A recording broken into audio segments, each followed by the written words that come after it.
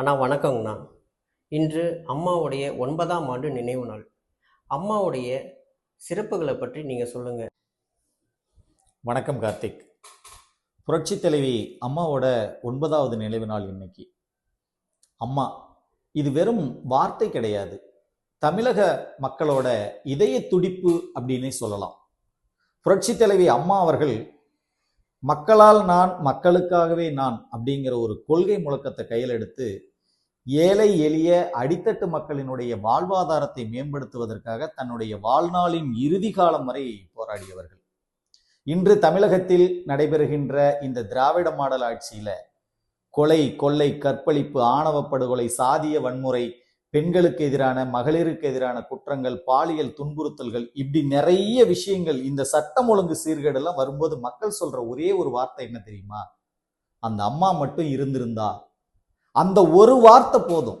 புரட்சி தலைவி அம்மா அவர்கள் அனைத்திந்திய அண்ணா திராவிட முன்னேற்ற கழகத்தினுடைய முகமாக மட்டும் பார்க்கப்படவில்லை, தமிழக மக்களினுடைய முகமாக பார்க்கப்பட்டார். ஆண்கள் மட்டுமே கோலோய்ச்சு கொண்டிருந்த அரசியலில் தன்னால் வென்று காட்ட முடியும் என்று ஒரு மிகப்பெரிய ஆளுமையாக பிரகாசித்தவர் புரட்சி தலைவி அம்மா அவர்கள். ஏழை எளிய மக்களின் நலன்ல ஒரு பெரிய அக்கறை எடுத்துக்கிட்டவங்க. இப்போ சென்னை மாதிரியான பெருநகரங்கள் பார்த்தீங்கன்னா கோடிக்கணக்கான மக்கள் தொகை இருக்கிறாங்க.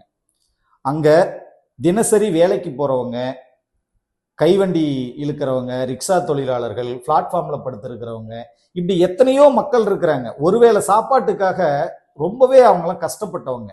இதையெல்லாம் உணர்ந்த புரட்சி தலைவி அம்மா அவர்கள் அம்மா உணவகம் அப்படிங்கிற ஒரு சீரிய திட்டத்தை கொண்டுட்டு வந்தாங்க. உண்மையிலேயே அவங்கள அன்னபூரணின்னு சொல்லலாம்.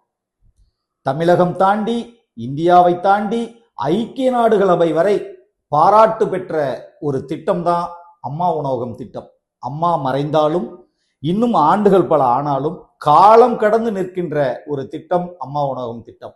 இந்த மாதிரி எத்தனையோ திட்டங்களை எல்லாம் கொண்டு வந்ததுனாலதான் அம்மாவை அம்மா அப்படின்னு வாய் நிறைய அழைச்சாங்க. இன்னைக்கு அவங்க இறந்து 9 ஆண்டுகள் கடந்தும் அம்மா மட்டும் இருந்திருந்தால் அப்படிங்கிற ஒரு வார்த்தை தமிழக அரசியல் வரலாற்றில் நிலை பெற்று இருக்கிறது என்பதே அவரது ஆளுமைக்கு மிகச்சிறந்த உதாரணம்.